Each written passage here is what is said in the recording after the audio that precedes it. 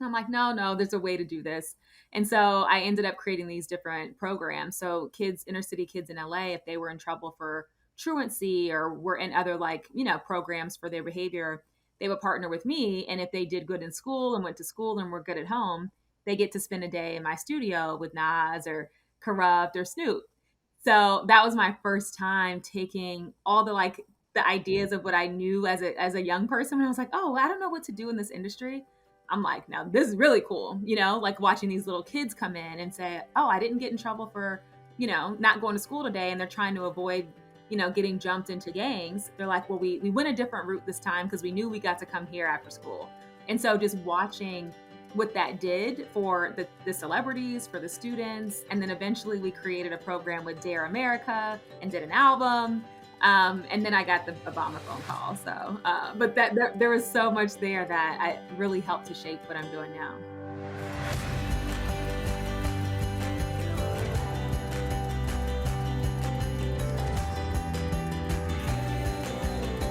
Welcome to episode 26 of People Are the Answer. I truly believe that people are the only answer to the world's many problems. I'm Jeffrey M. Zucker, a serial entrepreneur, here to learn how innovators are creating outsized, transformational social impact. Today's episode features Alexys Feaster, an incredible entrepreneur and changemaker. She has worked in the media space, including with people like Jay-Z and Beyonce, was a crucial part of President Obama's re-election campaign, spent 6 years in the NBA working on player development, and now helps people of influence create change and direct their voices as the founder of Kinship Advisors. Alexys and I cover her career journey, how she had to change her mindset to be successful, what it's like being a female Black founder, and much more. Here is Alexys Feaster on People Are the Answer. Alexys, thanks for joining me on People Are the Answer.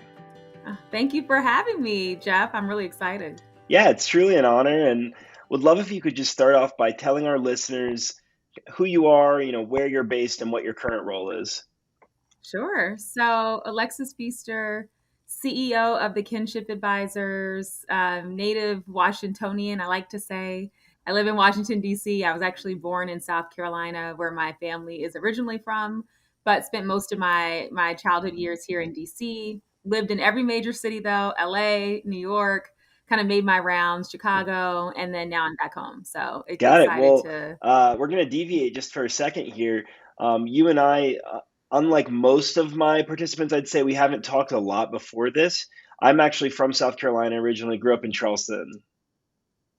Nice. Well, my dad was in the military. So I was born on Fort Jackson. My parents are from like the Chester area in Winsboro. So it's been, something that ever since I was a kid, we would go back and spend every summer. So very nice. I actually just came from there. Yeah. Seeing my dad. I go back to Charleston frequently, big fan of the state, despite currently living in Denver, Colorado, and always like to add a little South Carolina flair when we get the chance. Yes, absolutely. I said the other day, South Kakalaki, and someone was like, you're not from South Carolina if you say that. I'm like, I know. It's still like... I'm a fan. I feel like when Kevin Garnett won the championship originally, like he said something about South Cac, saying hi to everyone back there. Right, exactly. So I appreciate it. So, in general, what would you say motivates you?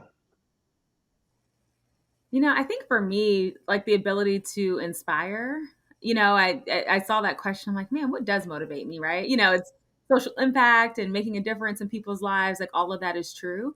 But, really it's the ability to inspire. So, when I started my business a year ago, this past year, every time I run into, random people that I've known in the corporate world, they say, man, you're really inspirational because I've always wanted to go out on my own, but I'm too scared.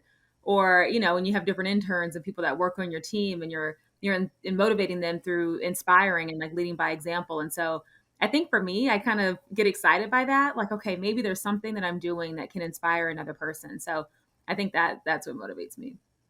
Awesome. Inspiring people is so important. As someone that I had on the podcast recently was Anton Lucky, and he spoke a lot about his mentor and business partner for a long time, Bishop Omar Jawar, and he said, "Only inspired people inspire."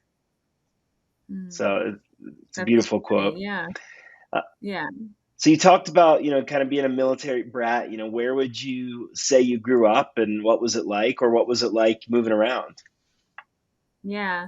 So my dad was a colonel in the Air Force. And so luckily, he kind of had these leadership positions. And so he didn't have to move around as much. So my family was based in DC on Bowling Air Force Base. I have two older sisters and a younger brother. And so we always grew up, my dad was the first Black to graduate and reach the rank of a colonel from the Citadel, actually.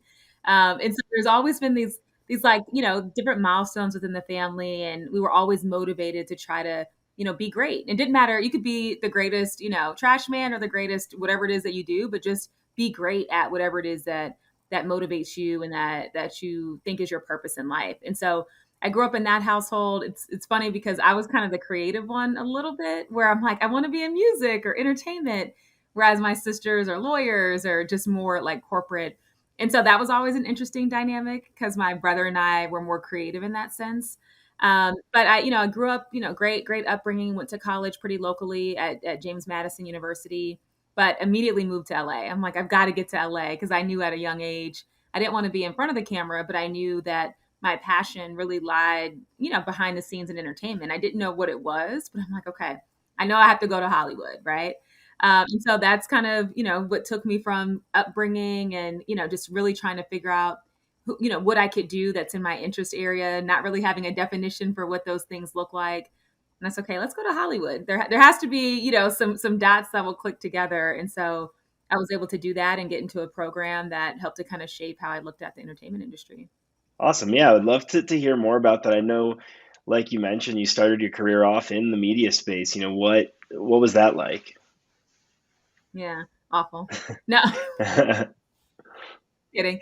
No, to be honest, kind of back to the earlier piece of trying to figure it out. So I go to LA. I'm like, okay, what do I do? Didn't know anyone. I am not connected at all. I'm just regular, person who didn't even have any friends that really played sports. My high school didn't even have athletic teams other than our little janky like softball team that I was the captain of. So I didn't know anyone. And so I kind of talked to my family and got into this program that's called the Page Program. So if anyone watches 30 Rock and you see the corny uniforms and the tie, that was me. I was actually even in the brochure. I was the face of the actual program. So I got into media in that way at NBC. But like I said, like really quickly realized that doing PR for TV shows wasn't quite what I had in mind. Again, I didn't know exactly what it was called, but I was like, oh, you come in and you do clips and you're looking at all these tabloid magazines all day. Like this isn't quite what I thought it was going to be. So I ended up being at NBC for a while before being that girl that takes your resume and faxes it 100 times to your parent company. So NBC was NBC Universal. There was also Universal Music. So I, went into our internal system and found the fax numbers and email addresses for people on the music side and faxed my resume about 100 times until I got a new job. That's really cool. So I like that approach. The perseverance that requires. So you ended up in the music space, and was that with Universal then? Yeah, so I went to it's like Interscope Geffen, which was part of that umbrella. Funny story, like I said, I was faxing my resume, and it's funny because young people these days always ask, "How do you get a job after school? Like, what do you do?" And I always say, like, it's so hard, right? So I got out of college 20 years ago, and no one ever responded to any of my email database, like trying to get my resume out there. But to your point about the perseverance, there's someone that saw me doing this all the time, and I could just visualize my resume sliding onto the floor of like whoever's like, mailroom. And someone called and they're like, we don't know if you're a crazy stalker or if you're kind of cool. They're like, but one of the ladies here wants to talk to you. She's kind of intrigued. And so I ended up having this phone call with this woman named Michelle Thomas at the time. And she asked me when my birthday was, and we had the same birthday, and I got hired. That's actually what happened. So she was like, you must be smart because we were born on the same day. That's Yes, great. I got into the music industry. It's cool the way things like that can work out. And how long did you spend in that industry, and what did you learn there? Yeah, so Interscope, Geffen Records. I worked in A&R, which is artist and repertoire, And like our job was to help people that were trying to break it into the industry, right? So people are sending demos.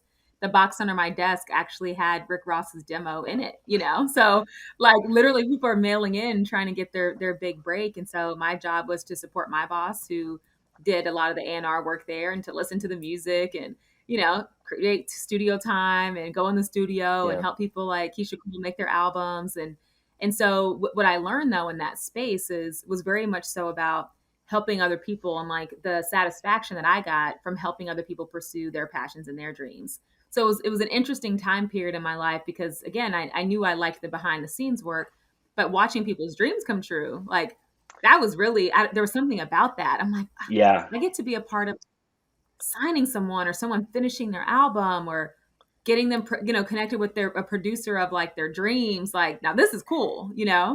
So I definitely learned that from there. I mean, I can totally relate to that vibe just of seeing people's dreams come true. I was fortunate enough last week to attend a premiere in LA with a friend that was acting in this show we were at the premiere of, and it was her first big role where she was a part of the premiere on the carpet and all that, and just to see the feeling around her and just tears in her eyes during parts of it. It was really cool to be front row to dreams coming true. So I can appreciate that. Oh, absolutely. It's crazy because you don't know if someone's going to make it though, right? Like you don't know if they're going to have a long career, or like what's going to happen.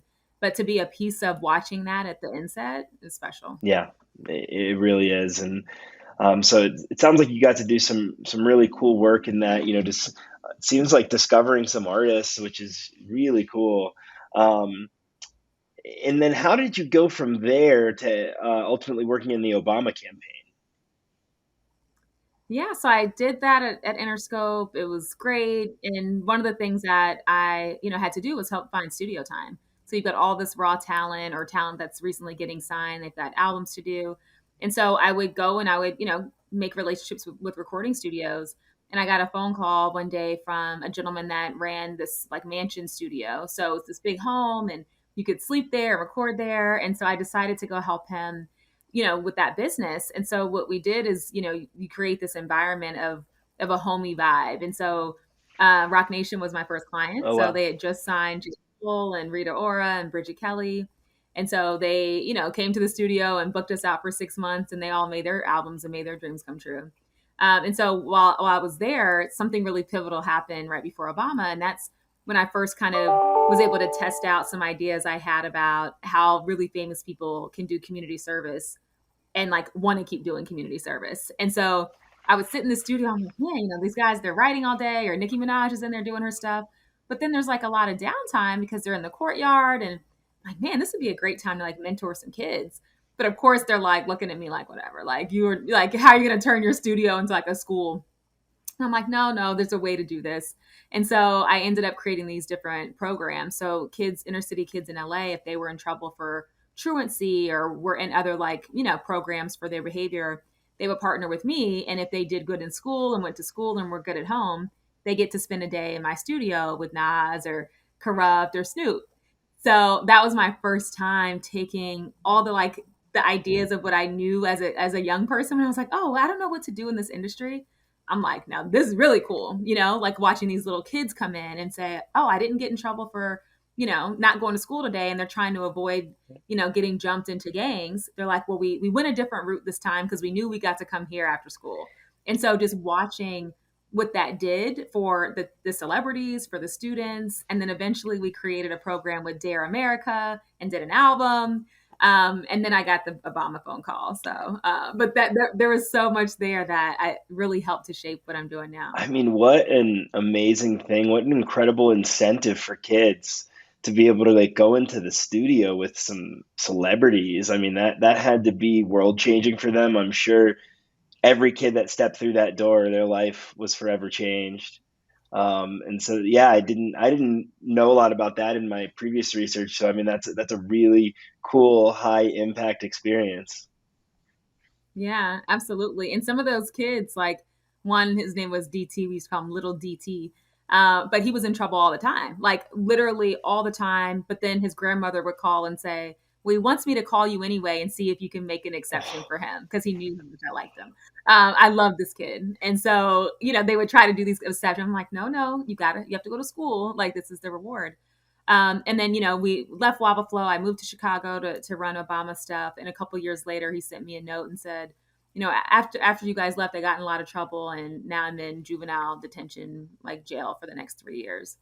And it was horrible because, obviously there's nothing I could do to control that or Yeah. anything of that nature. But the fact that even in his mind, he had the wherewithal to find me on Facebook years later, literally, like his picture is, Wow. and all his like he's, incarcerated in juvenile detention. And for him to even think about that and say, well, I didn't have any programs to like I didn't have anything to help pull me out. And what that made me realize, and just in general, is, again, it's not on me, but there's a huge issue here, right? So the fact that we saw a result when these young kids had an activity that they cared about, then they did great, right? Like, they were able to avoid being in trouble because of their environments and circumstances. But so that it's just a larger issue. But just, again, for him to have even connected the dots and saying, man, there was nothing else for me to do after you guys left, always makes me think about just how much more we need to do for kids to be, creative in our ways about engaging them. Yeah, that's so true. I mean, everyone learns differently, everyone engages differently. It's so important for people to have access to a lot more things than many communities currently do. Absolutely.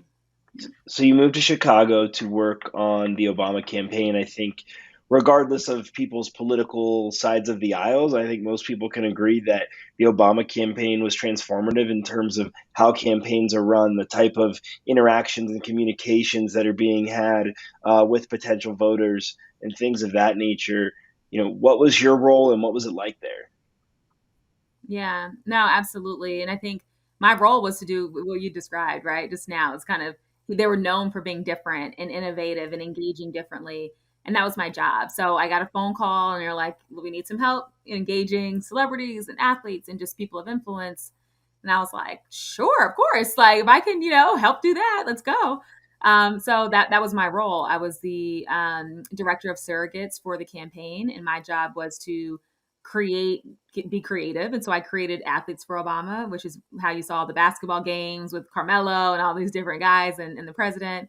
And then I created DJs for Obama and got D Nice and, all these guys into the fold, and Diplo and different folks. And then, I did a bunch of different offshoots of Athletes for Obama with the NFL and with Olympians. And so, the interesting thing was that these people weren't registered to vote, a lot of them, right? So even though he was already elected once, a lot of these people actually weren't properly registered or didn't register or campaigned for him and didn't feel like they felt the love the second time, so they didn't want to campaign again. So there was a lot of different factors at play for the job that I had. So it was really, first and foremost, to engage people of influence that could either be, not convinced, but who understood that they had a duty to be civically engaged. To your point, it doesn't matter what side.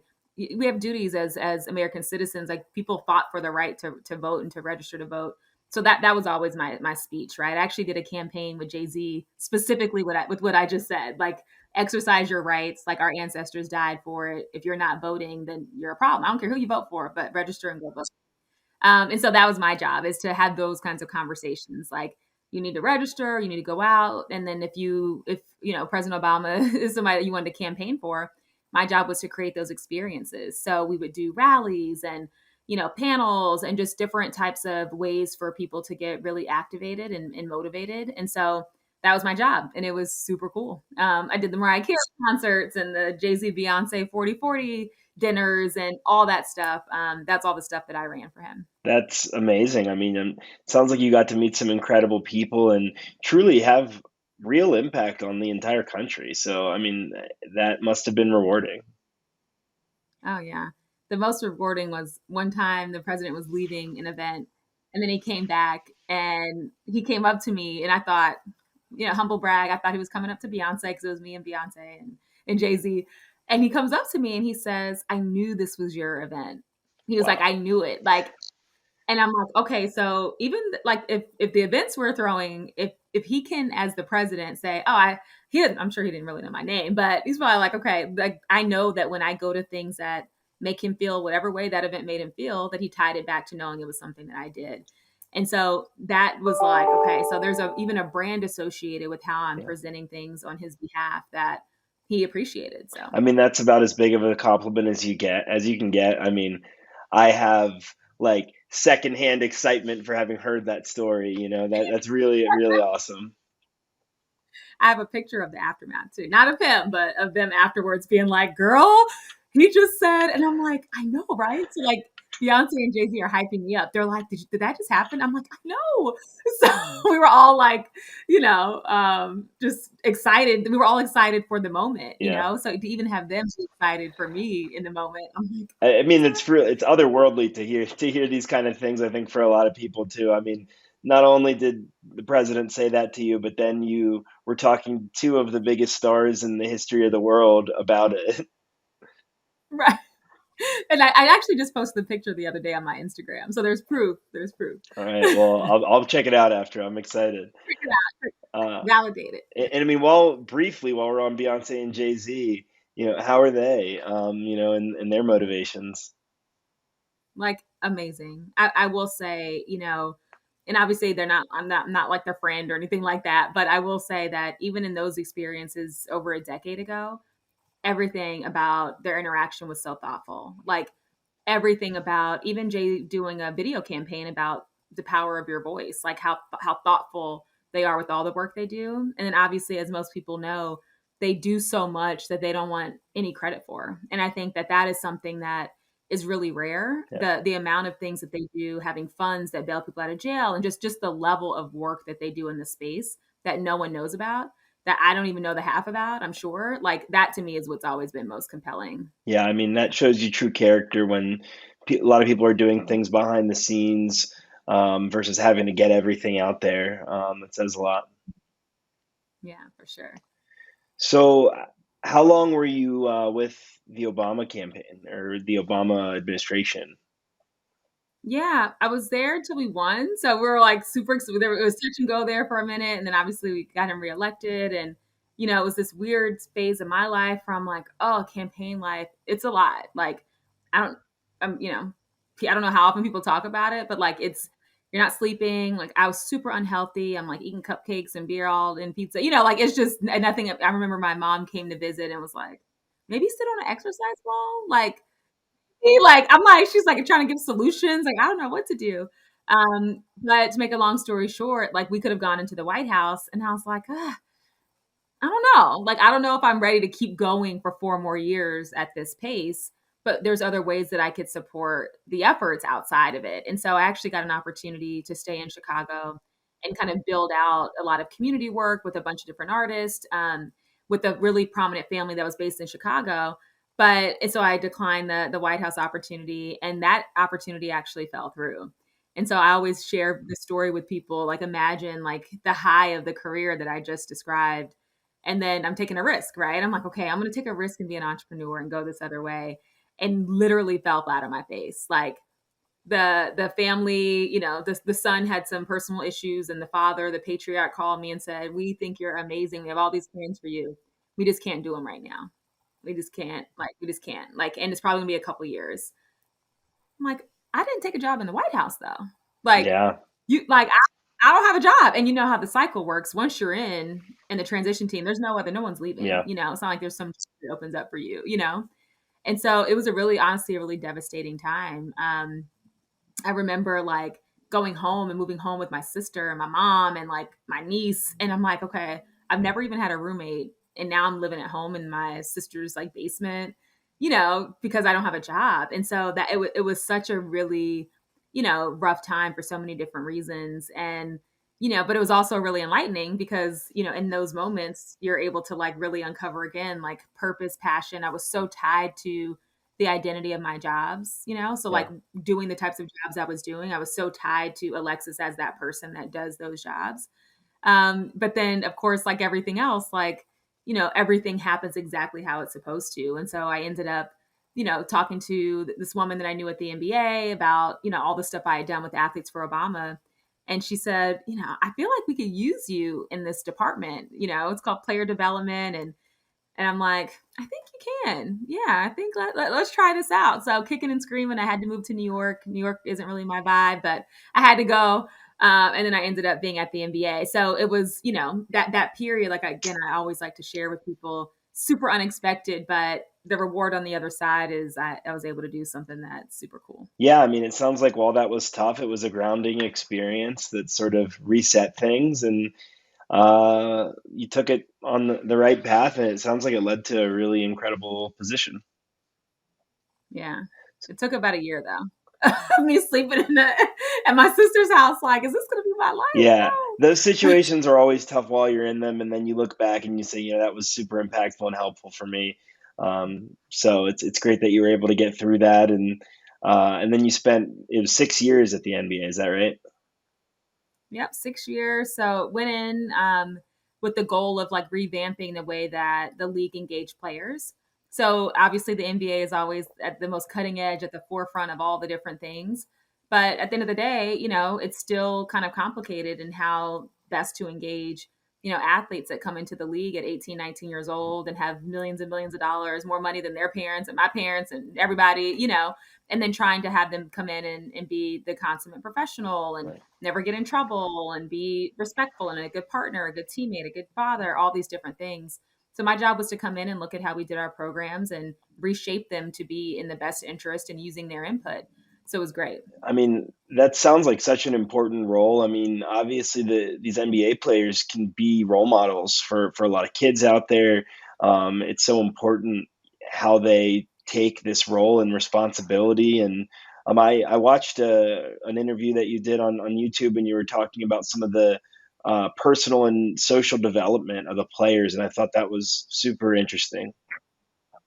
Yeah, absolutely. Because I mean, again, I am describing an experience when I was in my late 20s of having to deal with a transition that I wasn't expecting and like how that devastated me. Just imagine 19 years old coming in and getting, drafted and pursuing your dreams, and in the first year breaking your ankle, or like what happened to Joel Embiid, or what happens to all these guys, right? Like, and then mentally expecting them to be like, okay, cool, I'm just gonna bounce back, or I don't need any support, or I'm totally fine with how to handle this professionally. Like, no, like our athletes are have so much just in general across the board that's weight on their shoulders. Obviously, they're financially compensated for their craft and their skill, right? So that's an aside. People want to debate about that all day. However, I'm just like, whatever. People always want to say, oh, it's paid so much, shut up and dribble. No, I like, mean, regardless of your salary, I mean, everybody's a human, right? We all have needs, we all have things that are going to help us get through life, and so while I suppose I can understand a fan seeing millions of dollars getting paid to someone and thinking everything's going to be great, like it's just not the reality, unfortunately. yeah, it's not the reality. And also, like, these are the best at what they do in the whole world. So when you're the best at what you do in the whole world and your profession creates and generates revenue for the whole entire industry the way that it does, right? Whether that's tickets and jerseys, and a lot of people are getting paid off of their craft and skill. But the reality is that the pressure is so heavy. And so I think for me, leading through a lens of empathy, right? So as a person of color, so obviously the majority of the NBA league is a black league, so it still is what it is.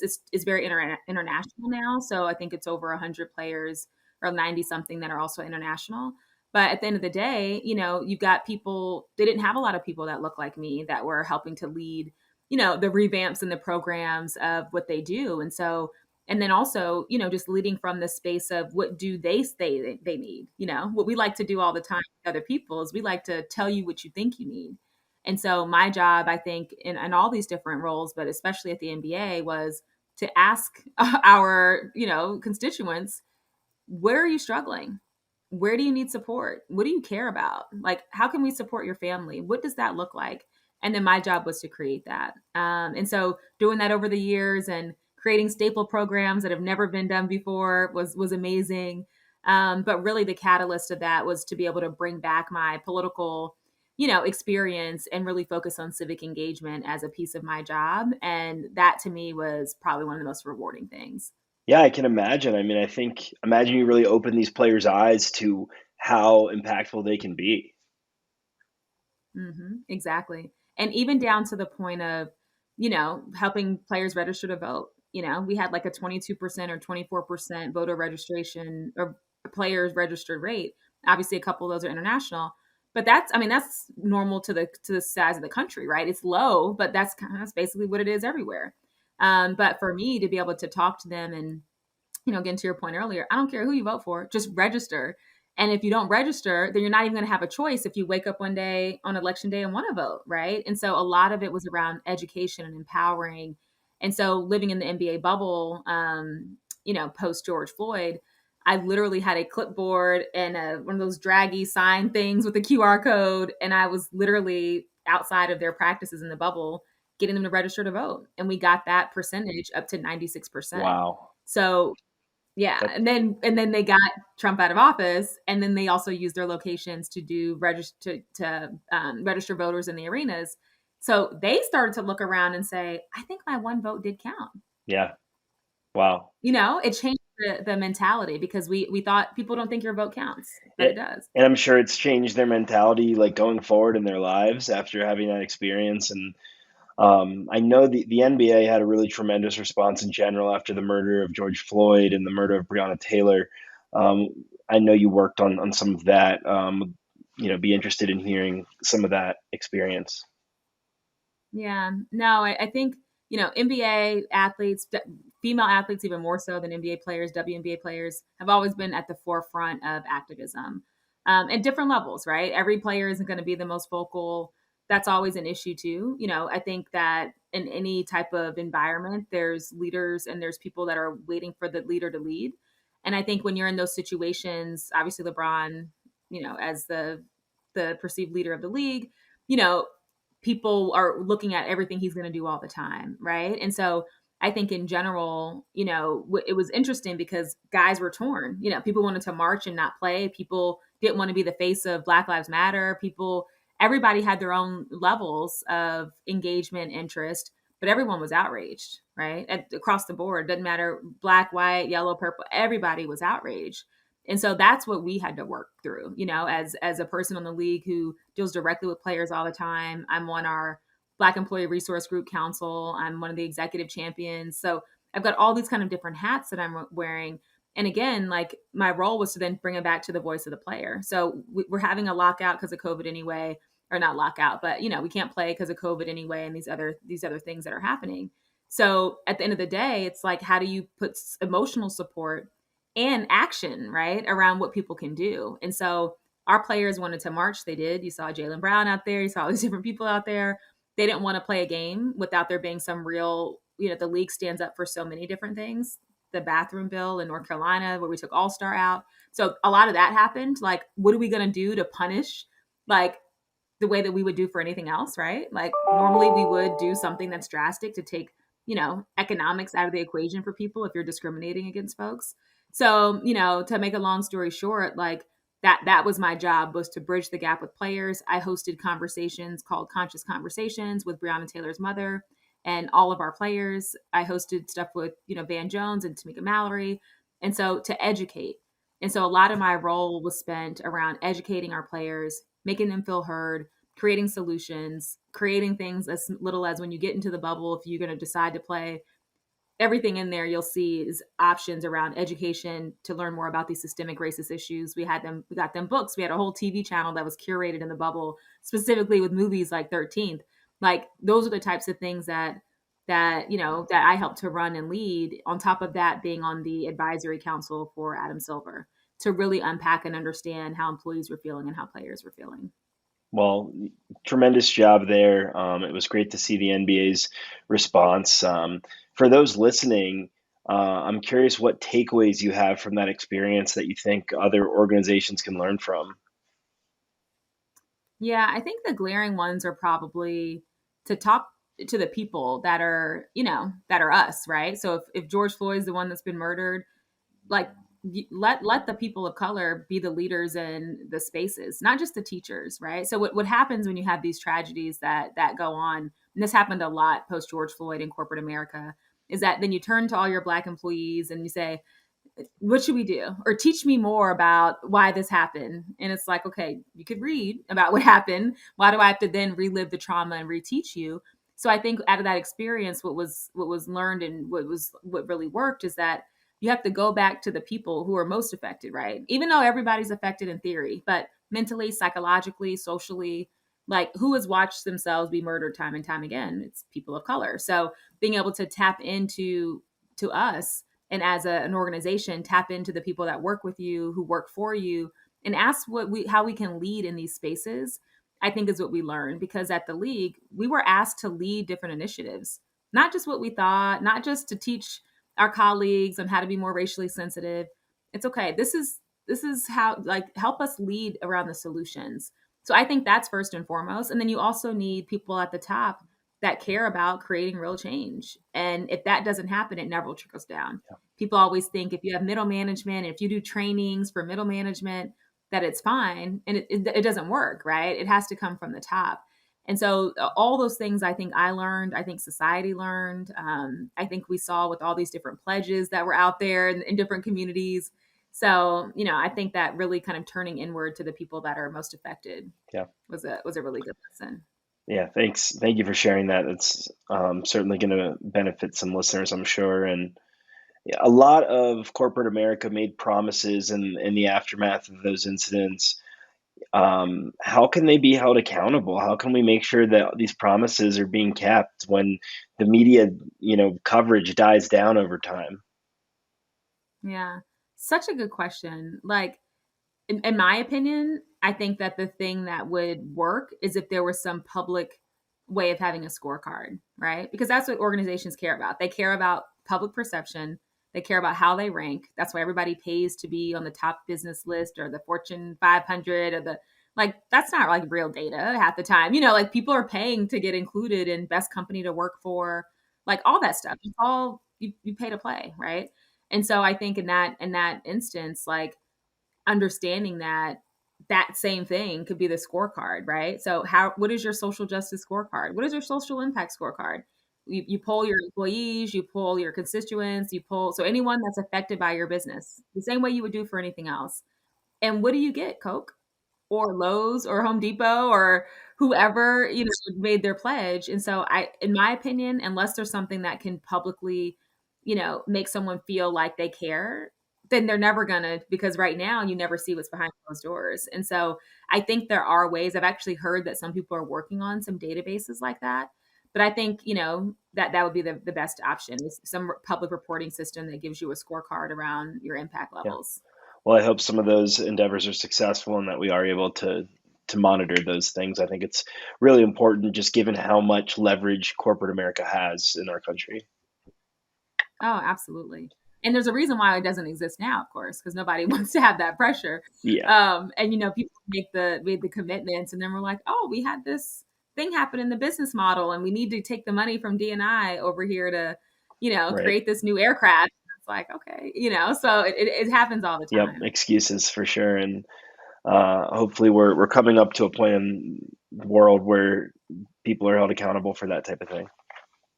Yeah, absolutely. To go a little lighter as we wrap up the NBA talk, did you become a big basketball fan in your time there? Oh yeah. Like I am a huge fan. Now I haven't watched as much since I've left, but huge fan. I love live sports in general. There's certain players, no favorites or anything, but I have favorites.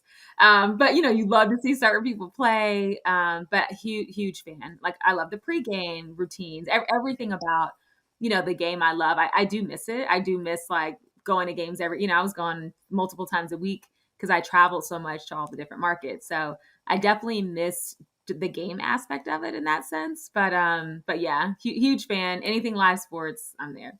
Awesome. And I'd love to dig into some of your current endeavors. What sort of led you to transition out of the NBA and into your various work now? Yeah. So one of the things that, was glaring in the bubble, based on those conversations and just finding out what people need and like where there was a void, and was that they just weren't feeling support at all around these issues. So, the way I just described what we were doing on the NBA side, we have 450 guys. Maybe 50 guys felt it, maybe 20. You know what I'm saying? Like, you don't know how many people are paying attention, and it's hard to affect 450 guys. Imagine what it is in the NFL with all those players. And so what they kept saying was like, we don't know who's going to help us, right? So you have your agent whose job isn't to help you be a philanthropist, it's to help you get contracts. You got the league who, again, like, we're the league, so it's still owned by owners. There's still this kind of interesting dynamic. Players don't love the league, um, a couple do, but it's just that's not like the sentiment. You got the union, which is great, but again, I'm sure they have the same like capacity issues, and depends on how close you are connected with different players. So where does that leave them?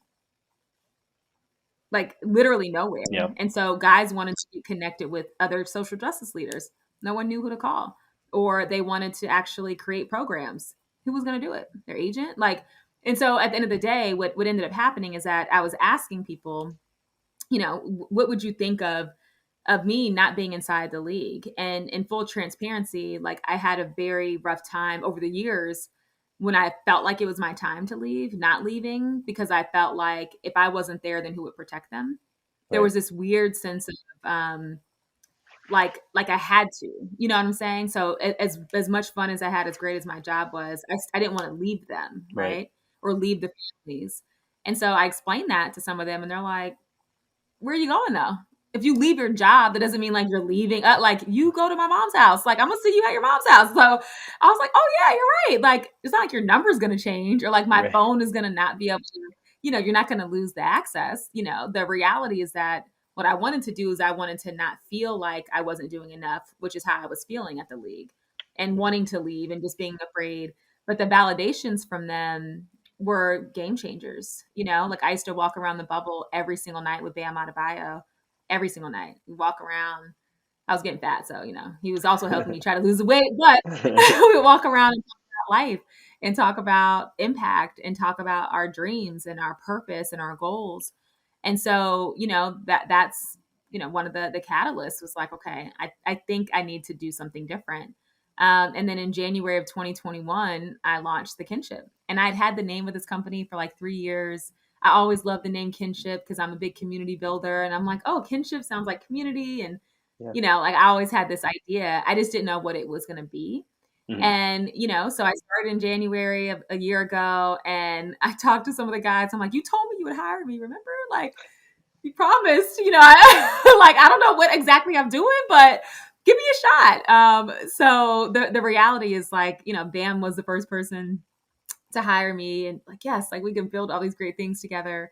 And then Jrue and Lauren Holiday, and obviously, the things we've been able to build with them that were all started from them, before I was ever even involved. But to be able to manage and run their $5 million social impact fund and grow that, we're about to give away another $1 million in a couple of weeks, to Black-owned businesses and nonprofits and the cities that are closest to them, to work with Jaylen Brown and Ben Simmons, and, the stuff that he really cares about, which is, so focused on the youth and diversifying, different industries and providing access and opportunity. So he just did a program, not too long ago, doing scholarships for kids in a STEM program where they could learn how to code and game. And so, that's what we do. So my company, what we, our entire mission is, partnering with people and organizations of influence to maximize your platform for social good. So if you're a person of influence or organization, which of course is all of us, right? We all have influence in our own ways. We help Mhm. you maximize your platform and build out your legacy. And so from that perspective, we work with agencies. We work with Just Women Sports, who, the premier media platform that elevates the voices of women. I executive produce Don Staley's podcast. So, really the theme of what I'm doing now is always focused on the underrepresented, giving bigger voices to, the underserved communities, to women, but using the voice of the people that not even that matter, but the people that people listen to, right? Is Yeah. like the secret sauce. I love that. I mean, I think that's so important.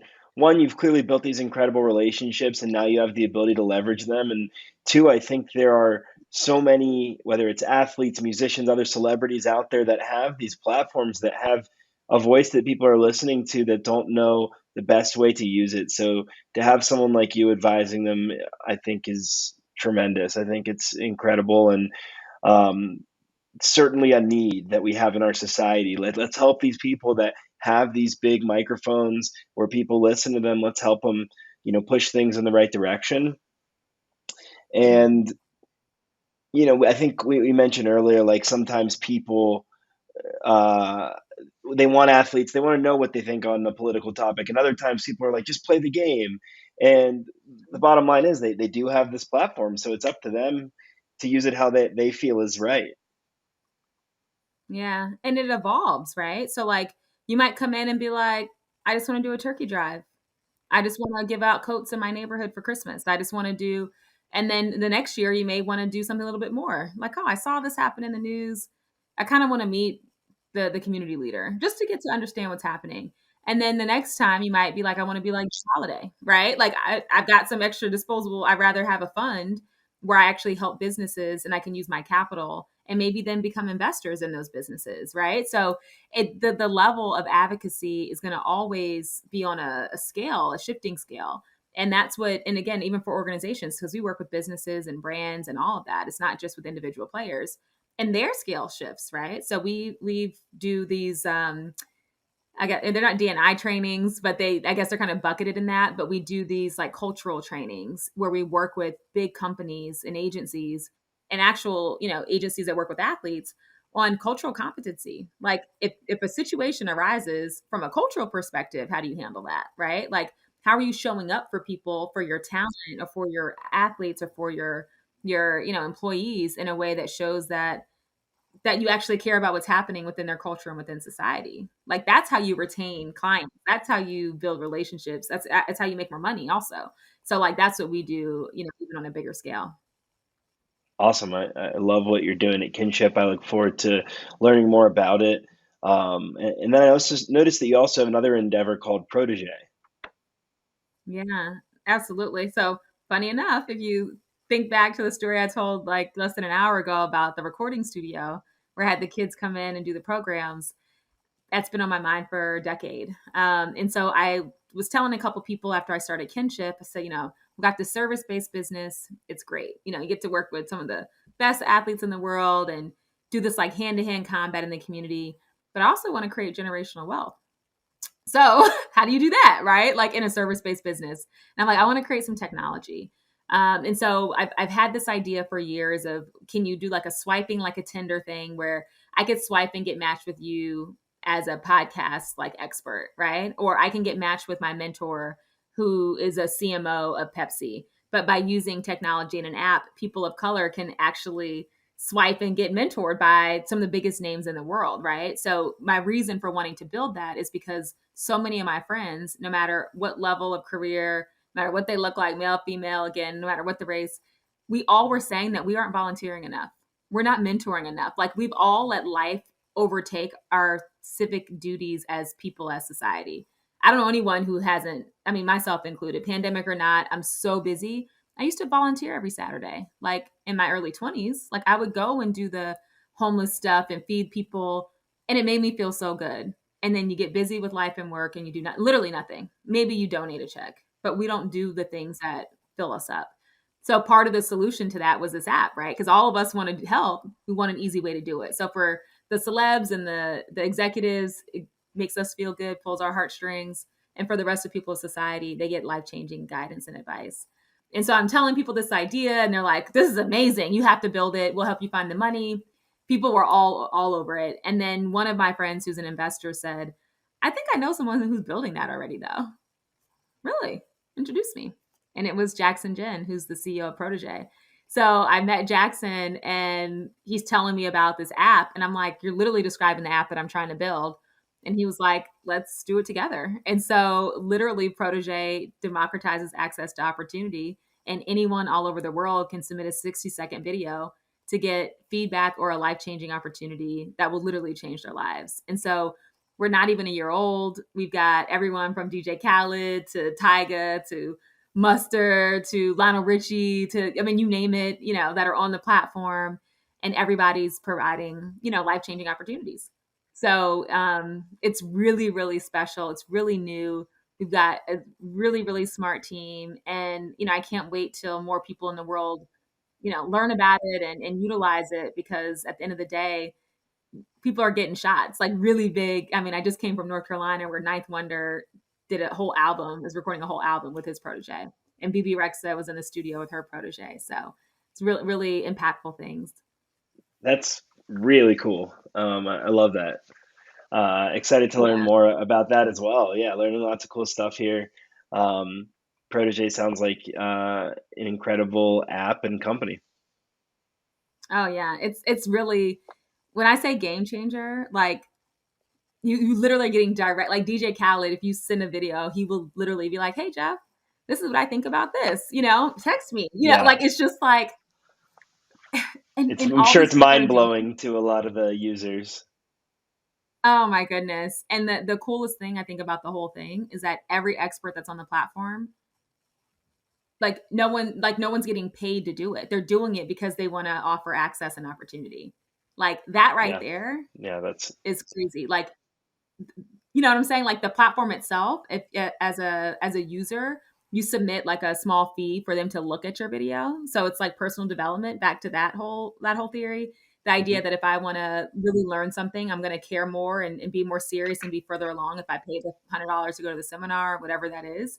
So that exists, that structure exists. But for the experts, it's not about that, right? It's about them yeah. providing access and mentorship and opportunity. That's great. It's great that you're able to provide that opportunity for the mentors as well. I'm sure it's very fulfilling for them. Yeah, absolutely. For sure. So it's come up a lot in our conversation here. Athletes, entertainers, influencers, they have this tremendous ability to drive social impact. How do you think we can get more collaboration amongst those individuals so they can really maximize that impact? Yeah. That's what I'm working on right now, honestly, because I think everyone is so siloed, and you're siloed because you have your own teams or whatever that is. I think the way to do it is for it to be athlete led. So an example of that is, Jrue and Lauren, when they were doing their end of year ties and donations, donated back to other athlete foundations. Like that's something that I'd never seen that happen, right? So they're already starting the ecosystem where you pick 10 other athletes and you donate back to them to help them build out their philanthropy. Like it's so cool. Smart. Just the two of them in general are just super cool. But that I think that's the way, right? The way is to engage each other and to make those connectivity points. And so every year, every summer, we go on like a reunion with Jrue and Lauren to visit the businesses and nonprofits that they've supported and funded. And this year, when we go to LA, we're going to invite some other athletes so that they can see, like the tours are so much fun.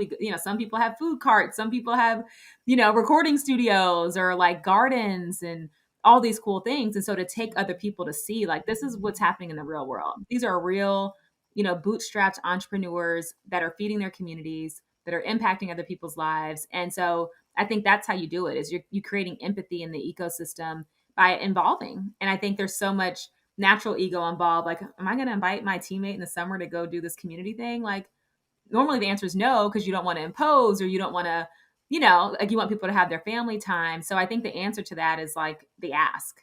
Like we have to start actually, as people of influence, going to each other and saying, what can we do together? How can we collaborate? And especially for athletes, because they've got so much power together, and so the more they do that, the more impact will be made. Absolutely. It's great to hear that that work's going on, and really glad that you were able to go out on your own and start these incredible endeavors.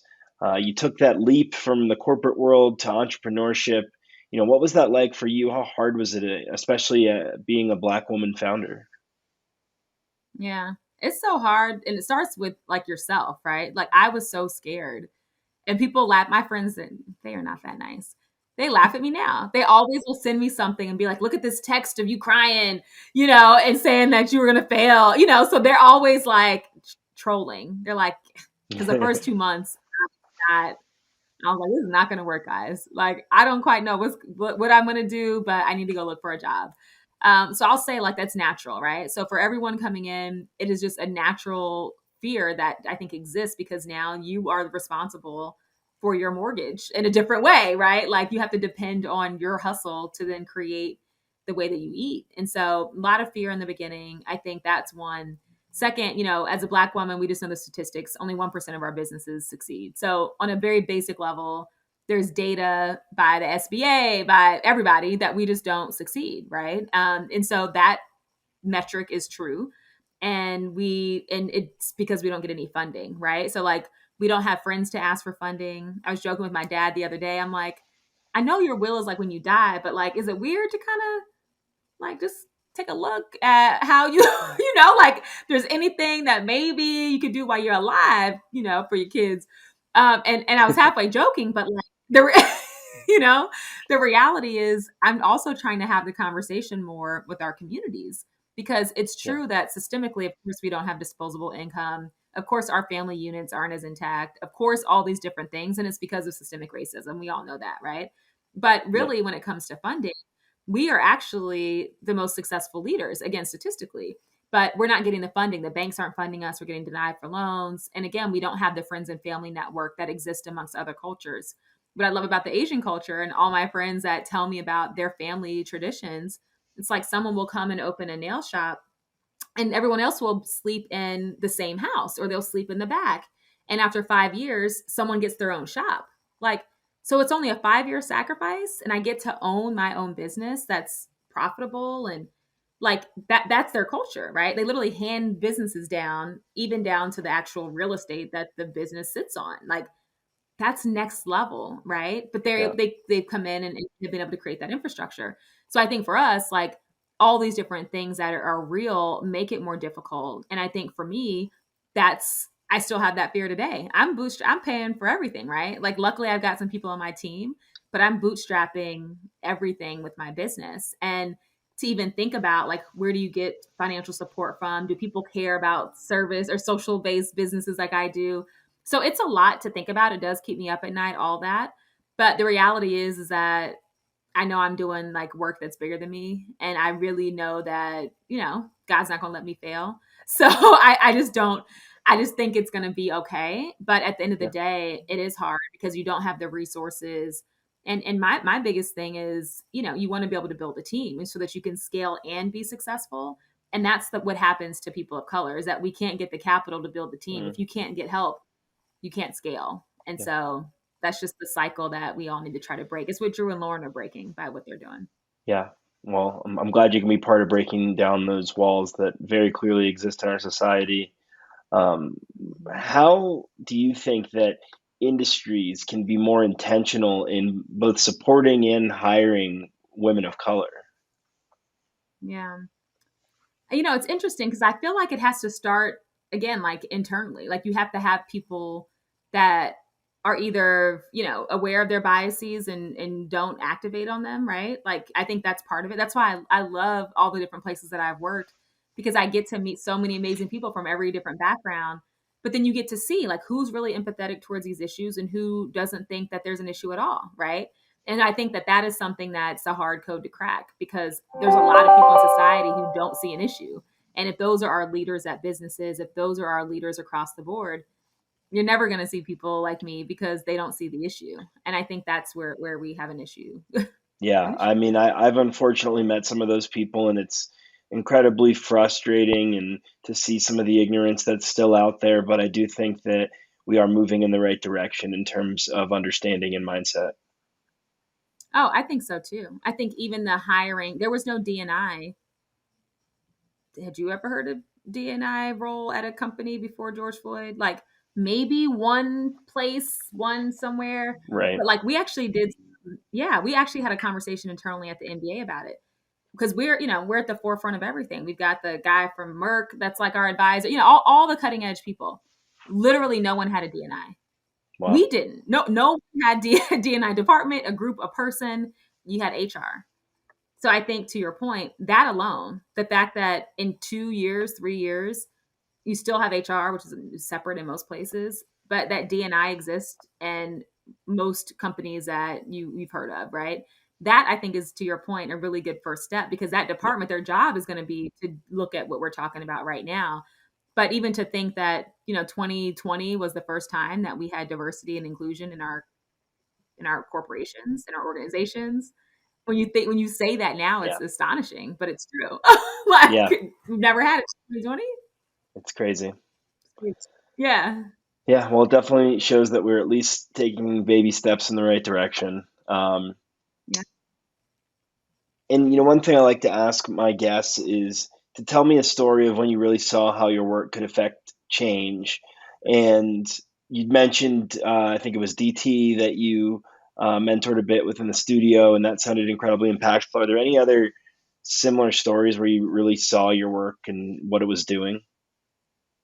Yeah, no, I love DT. Honestly, I have a bunch of ones that are similar, not to DTs, but that are kind of clustered together. And I think anytime we get to go into the community and see the result. So, like one of the businesses that we helped with Jrue and Lauren they lost their restaurant, but turned their grant into a food truck. And then we went out to the food truck and were able to do a deal with Just Egg. And then now this guy's in the loop with Just Egg and doing this brand partnership. And then we made a sandwich that was named after Jrue for the food truck with Just Egg. And, like it sounds, like super random, but we get to do things like that all the time.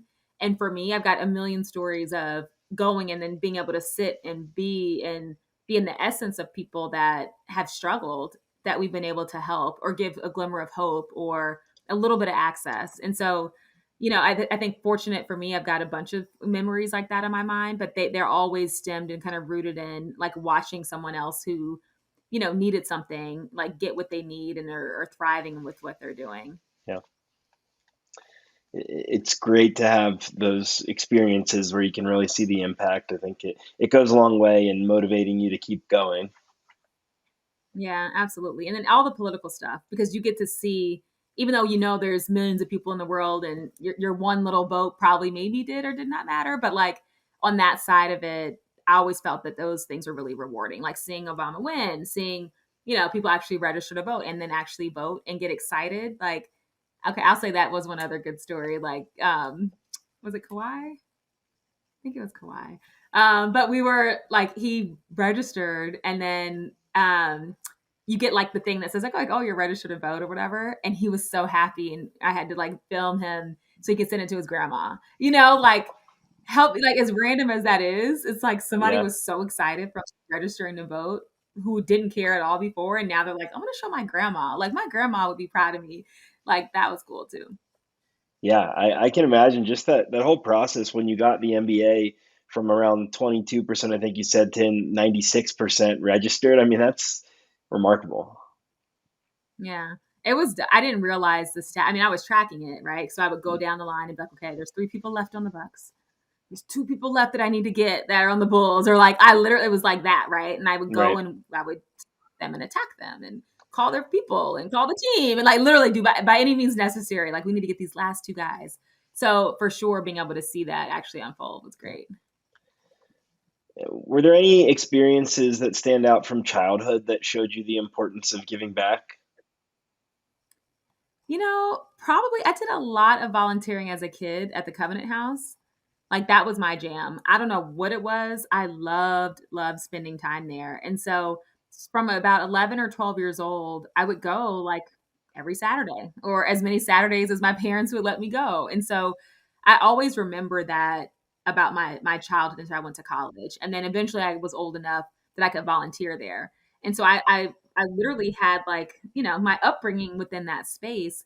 And my parents would be like, it's super weird, you're always trying to go like like they didn't understand. And my dad would, say you're gonna get an ulcer because you're so preoccupied with this stuff. And I remember my stomach was hurting one time, and he had to go get an ulcer. Like I had to go get checked for ulcers because he's like, you worry about these neighborhoods and these communities, and I think it's causing you distress.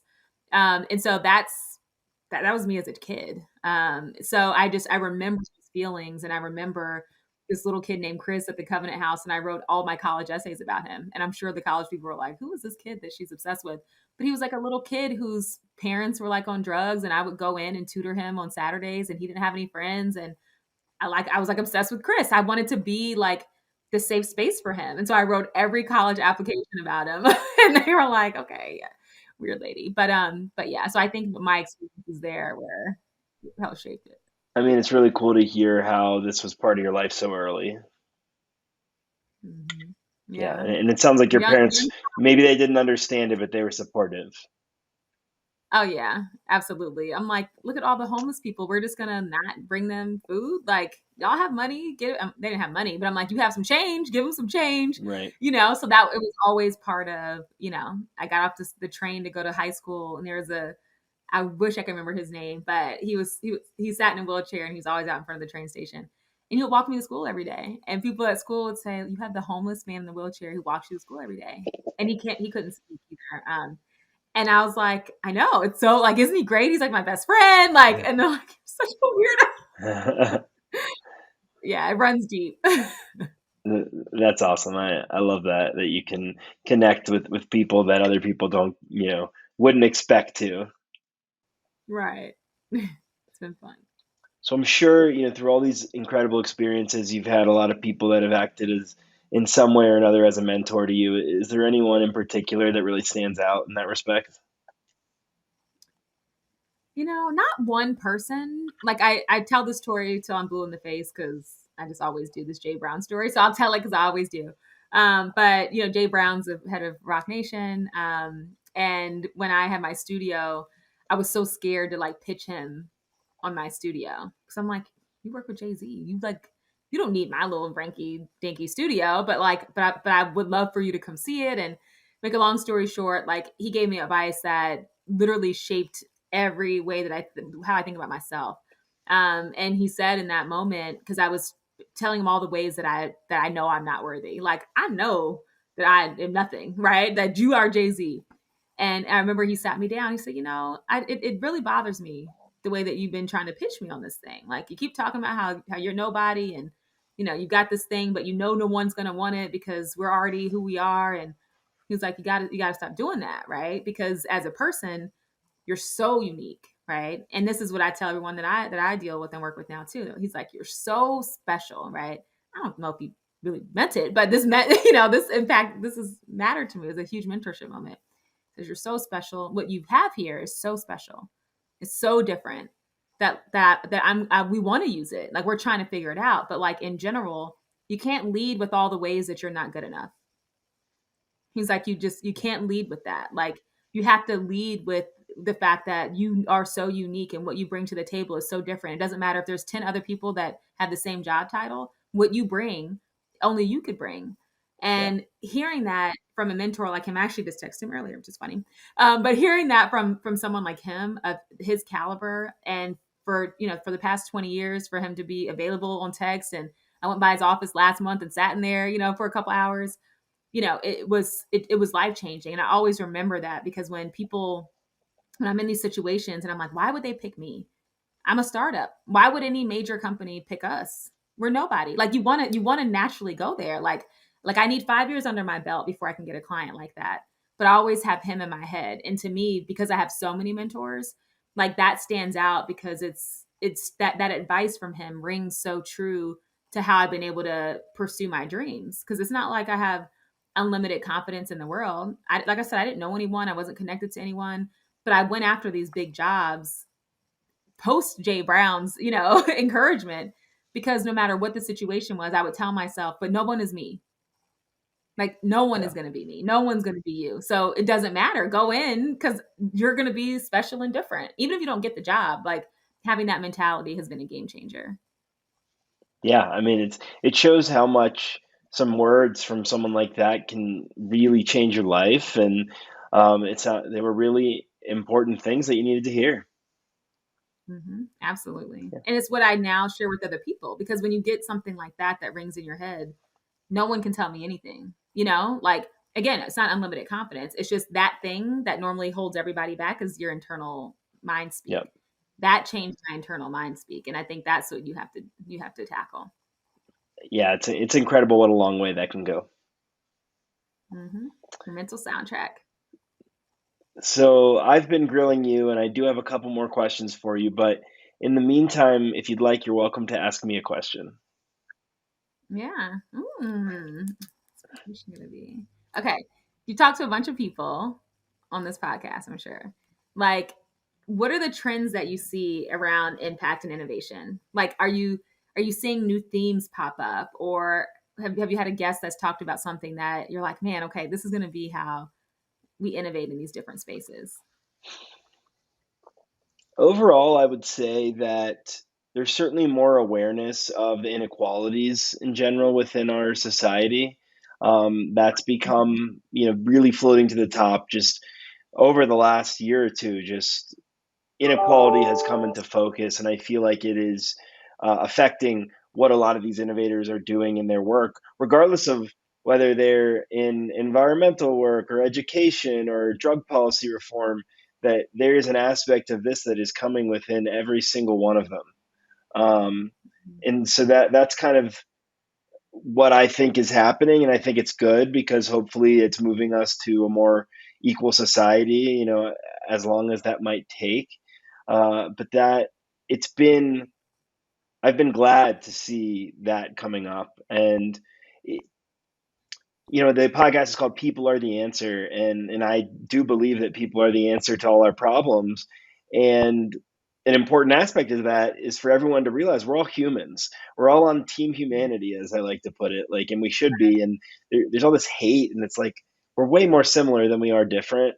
But all the people that I've been talking to in this capacity, they understand that, that we're all on Right. team humanity. I love that. No, it makes a Yeah. lot of sense. That's good to hear. Because I'm feeling that too, but I mean, you get to talk to everybody. So it's good to see that you're seeing that theme as well. Yeah, I mean, and certainly, my network is probably a little biased, like I'm picking certain people, etc. But there's a lot of good going on in the world for every bad thing that the media focuses on. Yeah, absolutely. I believe that too, for sure. So this next question, I was talking to my friend Billy Sorensen, and he suggested I start asking it, and I thought it was good. So this is the first time I'm trying it out. Let's see what you think. If everything ended tomorrow, what would you be most proud of? Hmm. What I'd be most proud of? The fact that I kept going. Like it sounds so like whatever, but it's so easy to let outside factors derail your ambition.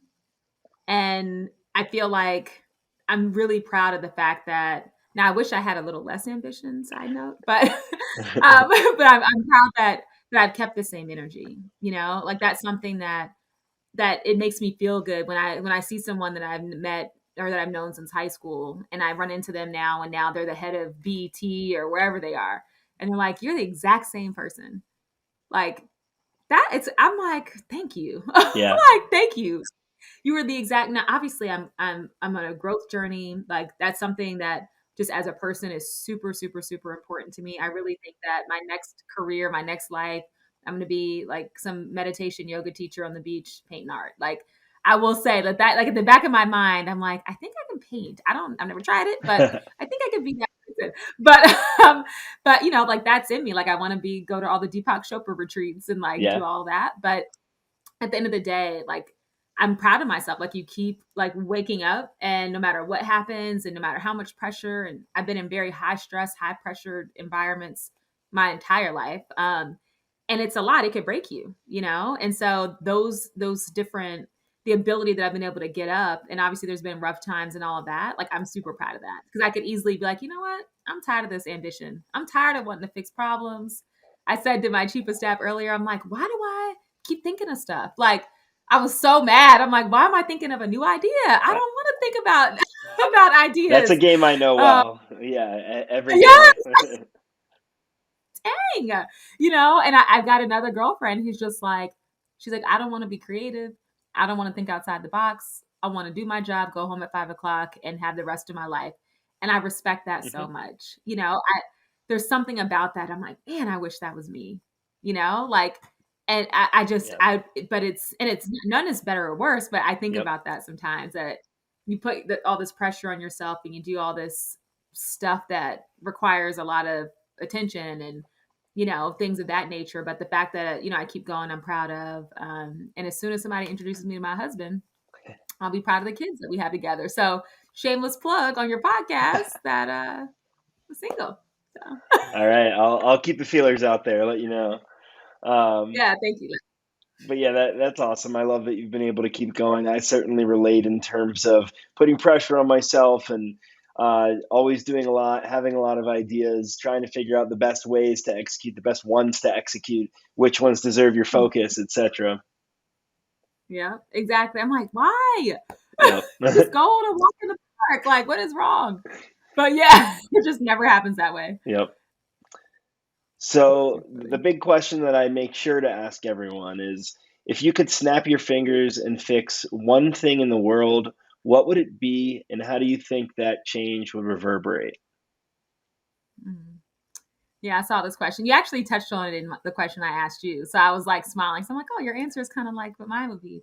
As weird as it is, it's like the ability to have ego, you know? Yeah. So like if I could snap my fingers, I would just take that out of the equation. Like there is no ego that exists. Cause I Mm, think if you do that, right? You're fixing a whole lot of problems. People don't think they're better than anyone else. So you got racism done and done. Cause that part of that is ego, right? Where you think you're superior. You know, oh, go ahead. I'm No, sorry. I was gonna say, what a great answer. I've obviously gotten all sorts of answers. Some of them are similar, some aren't, but this one is just, it's like a real important root cause of so much of the issue. And it's certainly come up before, especially in like my work in psychedelics and drug policy. Like there's a lot of psychedelics that take people to ego death and really change them. And it's and I've sort of said in this question to someone before that, I think if everybody had access to psychedelics, perhaps we would be a nicer world. But regardless of the method, e- getting rid of ego just would go such a long way. Oh my gosh. Because I read, like I said, to my like Deepak obsession, but you know, the seven spiritual laws of success talks a lot about ego.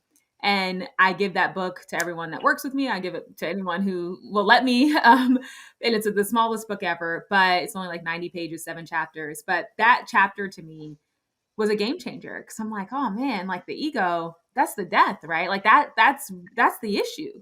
Because if you were to walk around and not feel like you needed to one up anyone or that you were better than anyone or that your worth was tied to how someone else treats you or how you look, man, like we could just all be great, you know? Yeah. Like if that one thing was removed because it's the psychological thing that eats you down. And so that would be my answer. I feel like it would solve all the problems. Yeah. Well, I like that. I really like that answer a lot. I'm sure everyone listening has enjoyed getting to hear about your experiences and your work and your passion as much as I have. How can people support you and your impact and your clients' impact? Yeah. I mean, I think, you know, first is like supporting what we're doing is always big. You know, I always look at the work we're doing kind of like school teacher work, like you're trying to help people impact the community, but you need a tribe. You need the community to then support you back. So, you know, my Instagram is Alexys the Great or the Kinship Advisors. Jrue and Lauren Holiday, we're running campaigns right now to support them and the Black owned businesses that they support. So if you want to check them out, there's some cool prizes that exist there. And then, you know, if you want to have a life changing opportunity or get feedback from some of the biggest experts in the whole wide world, then you should go to protege.com. And so I think for me, that's the best is to support the things that we're doing because I think we're doing really impactful work. And, you know, if people know about us, we know that they'll utilize us. They'd utilize the service of kinship. They'd go on Protege. So it's really all about awareness and knowledge that we're out there. So that's the most helpful. Awesome. I'm really glad to hear it. It's been awesome chatting with you.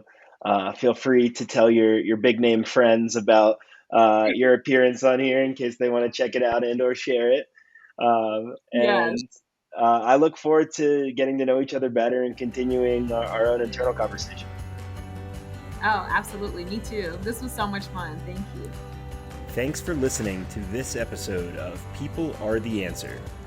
To find out more, go to peoplearetheanswer.com.